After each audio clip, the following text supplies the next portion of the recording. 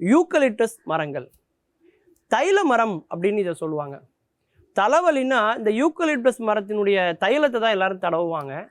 ஆனால் அந்த மரத்தினுடைய எதிர்காலமே இப்போ ஒரு பெரிய தலைவலி ஆகிருக்கு அப்படிங்கிறது தான் செய்தி. அதற்கு என்ன வலி நிவாரணின்னு தெரியல. அதைத்தான் இன்றைக்கி நம்ம பார்க்க போகிறோம். யூக்கலிப்டஸ் மரங்கள் அதாவது பார்த்திங்கன்னா ஊட்டி, கொடைக்கானல் போன்ற இடங்களில் நீங்கள் பார்த்துருக்கலாம். அதாவது 33 அடியிலிருந்து 200 அடி வரைக்கும் உயரமானது இந்த யூக்கலிப்டஸ் மரங்கள். இதில் உள்ள சில வகைகள் வந்து பார்த்திங்கன்னா 480 அடி வரைக்கும் உயரத்தில் இது இருக்கும். இந்த மரத்தை வந்து செல்ஃபிஷ் மரங்கள் அப்படின்னு சொல்லுவாங்க, சுயநலவாதி அப்படின்னு சொல்லுவாங்க. ஏன்னா இந்த மரங்கள் இருக்கக்கூடிய காடுகளில் வேறு எந்த மரமும் வளரவே வளராது. இது வந்து என்ன பண்ணுதுன்னா அதிகப்படியான நிலத்தடி நீரை உறிஞ்சி இது வளருது. அது மட்டும் இல்லாமல் அதற்கு சமமான ஒரு மருத்துவ குணங்களும் அதில் இருக்குங்கிறது உண்மை. ஆனால் இந்த மரங்கள் வந்து ஒரு மரத்து மேலே இன்னொரு மரம் உராய்வதன் மூலமாக பெரிய காட்டுத்தீ ஏற்பட்டு அந்த மரம் தன்னைத்தானே எரித்து கொண்டு அழித்து கொண்டுவதும் உண்டு. ஆனால் ஃபீனிக்ஸ் பறவை மாதிரி மறுபடியும் அது நீரை உறிந்து எந்த இடத்துல எரிஞ்சு கரிஞ்சு போச்சோ அந்த இடத்துல மீண்டும் முளைத்து மீண்டும் எழுந்து வருவதும் உண்டு. அதனால் இதை செல்ஃபிஷ் மரங்கள் அப்படின்னு ஒரு வகையில் சொன்னாலும் ஃபீனிக்ஸ் மரங்கள் அப்படின்னு இதுக்கு இன்னொரு பேர் உண்டு. இதனுடைய பூர்வீகம் என்ன அப்படின்னு பார்த்தீங்கன்னாக்கா ஆஸ்திரேலியா. அந்த யூக்கலிப்டஸ் அப்படிங்கிற அந்த வார்த்தை இருக்கு இல்லையா, அது வந்து கிரேக்க சொல். அதுக்கு என்ன அர்த்தம் அப்படின்னா மொட்டு, மலர், இது ரெண்டுமே வந்து ஒரு கிண்ண வடிவிலான தோலால் மூடப்பட்டிருக்கக்கூடியது அப்படின்னு இதற்கு பொருள். இந்த யூக்கலிப்டஸ் மரங்களை இனிமேல் வளர்க்கக்கூடாது அப்படின்னு ஒரு தடை உத்தரவை நீதிமன்றமே பிறப்பிச்சிருக்கிறாங்க.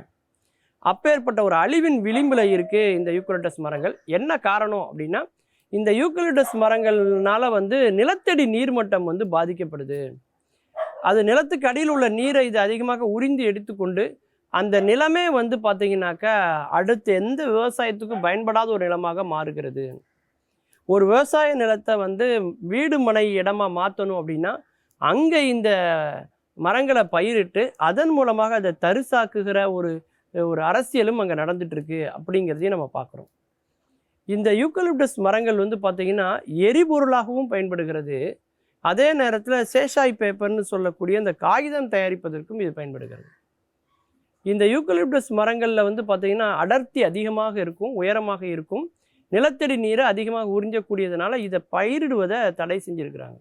இதனால் யூக்கலிப்டஸ் மரங்களுடைய இலைகளை பறித்து அதை அரைத்து அதில் தைலம் தயாரிக்கிற அந்த தொழில் வந்து இப்பொழுது மிகப்பெரிய பாதிப்புக்குள்ளாயிருக்கு. அதனால் இனிமே நமக்கு எதிர்காலத்தில் யூக்கலிப்டஸ் மரத்தினுடைய தைலம் நமக்கு கிடைக்குமா அப்படிங்கிறது மிகப்பெரிய ஒரு கேள்விக்குறி. இந்த யூக்கலிப்டஸ் மரம் எப்படி நம்ம மண்ணுக்கு வந்துச்சு அப்படின்னு பார்த்தீங்கன்னா இந்தியாவில் உள்ள குறிப்பாக தென் தமிழகத்தில் தென்னிந்தியாவில் உள்ள எல்லா நதிகளுமே வந்து பார்த்திங்கன்னா மேற்கு தொடர்ச்சி மலையிலேருந்து தான் உற்பத்தியாகி வருகிறது.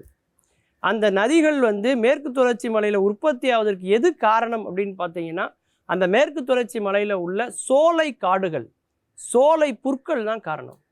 அந்த சோலை காடுகள் வந்து என்ன பண்ணுதுன்னா நீர்பிடிப்பு பகுதியாக அதிகப்படியான நீரை அந்த மண்ணிலே தேக்கி வைக்கக்கூடிய பணியை வந்து அந்த தாவரங்கள் பண்ணுது. அந்த இடத்துல உள்ள அந்த இதை அப்புறப்படுத்தி விட்டு அந்த இடத்துல வந்து யூக்கலிப்டஸ் மரங்களை ஆங்கிலேயர்கள் 1843ஆம் ஆண்டு இதை வந்து பயிரிடுறாங்க. ஆங்கிலேயர்கள்ட்டேருந்து நம்ம முழுமையாக சுதந்திரம் அடைஞ்சிட்டோன்னு சொல்ல முடியாதுங்க. அதாவது ஜனநாயக ரீதியாக நம்ம சுதந்திரம் அடைஞ்சிருந்தாலும் இன்னும் அவர்களுடைய பாதிப்பு நம் மண்ணிலே இருக்கிறது என்பதற்கு இந்த சீமை கருவேல மரங்களாக இருக்கட்டும், இந்த யூக்கலிப்டஸ் மரங்களாக இருக்கட்டும் ஒரு மிகப்பெரிய உதாரணம். அப்படி பிரிட்டிஷ்காரங்க பீரியடில் அப்போ வந்து விறகினுடைய தேவை அதிகமாக இருந்தது. ஏன்னா அப்போல்லாம் மின்சார ரயில்கள் கிடையாது. அப்போல்லாம் வந்து பார்த்திங்கன்னா கரியில் தான் தொடர் வண்டிகள்லாம் ஓடிக்கொண்டிருந்தது. அது மட்டும் இல்லாமல் பல ஊர்களுக்கு இருப்பு பாதை அமைப்பதற்கெல்லாம் அவங்க மரங்கள்லாம் அவங்களுக்கு தேவைப்பட்டதுனால அவங்க வந்து என்ன பண்ணாங்க அப்படின்னாக்கா இந்த யூக்கலிப்டஸ் மரங்களை அவங்க வந்து நட்டு வளர்த்தாங்க. அப்படி வளர்ந்து வரக்கூடிய இந்த யூக்கலிப்டஸ் மரங்கள் என்ன செஞ்சுது அப்படின்னாக்கா அக்கம் பக்கத்தில் இந்த சோலை காடுகள்னு சொல்லக்கூடிய இந்த காடுகள் அது முற்றிலுமாக அழித்து விட்டது. இந்த சோலை காடுகள் தான் மேல்நிலை தொட்டிகள் அப்படின்னு நம்ம அழைக்கலாம். மேற்கு தொடர்ச்சி மலையினுடைய மேல்நிலை தொட்டி எது அப்படின்னா இந்த சோலை காடுகள்.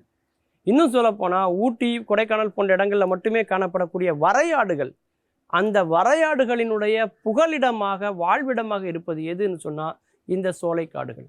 அப்படி இயற்கையை பாழ்படுத்தக்கூடிய இந்த மரங்களுக்கு எதிரான ஒரு குரல் ஒலித்து கொண்டே இருப்பதனால இனிமே இந்த மரங்கள் பயிரிடுவதை நிறுத்திவிட்டு இருக்கும் மரங்கள் வெட்டுகிற பணியிலையும் அவங்க ஈடுபட்டு கொண்டு இருக்கிறாங்க. அதுதான் இன்றைக்கி அந்த மரத்துக்கே ஒரு பெரிய தலைவலியாக வந்திருக்கு. மீண்டும் பல புதிய தகவல்களோடு அதில் அறியப்படாத பக்கங்களோடு உங்களை சந்திக்கிறேன். நன்றி, வணக்கம்.